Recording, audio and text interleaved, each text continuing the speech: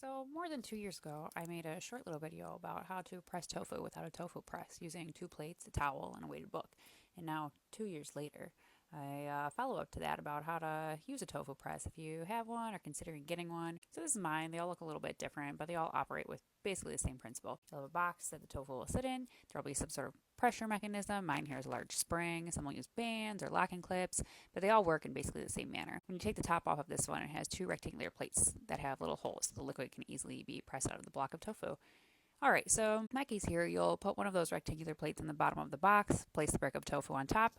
I like to use the second plate here to center the tofu better because if you don't, it'll press the brick a little bit unevenly and you'll get one side that is much thinner than the other. So now you'll place that second plate on top, replace the lid. This one here slides on with a little track, and then put the spring back in, press down, and this one locks into place with the track on the lid and spring the interlock. Now, this press and others like it will often have more than one level of pressure, so I'll press it at the first setting, or the one with the least amount of pressure on the spring, for about 5 minutes, and then I'll compress it further to the next setting with the most amount of pressure on the spring.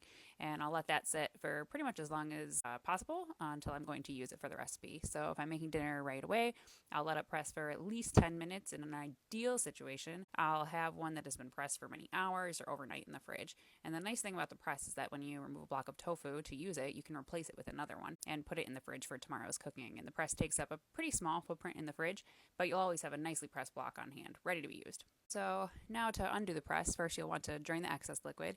This one has a pour spout that makes it easy to just dump it in the sink. I tried to measure the amount of liquid here to show how much the press helps remove, and after some spilling and mopping up and spilling again and mopping up and an inaccurate measuring, I remeasured on a different block of tofu, and it seems to be roughly about a half cup, give or take, that the press helps to remove. So now you just need to carefully twist the spring mechanism to decompress it, remove the lid and top plate. In the same way that I use the plate to scoot the tofu around when I put it in, I'll use it here as a lever to pop it out. And then you'll see here you have a nicely pressed block of tofu. A lot of the water has been removed, and you can use it in your recipes as you see fit.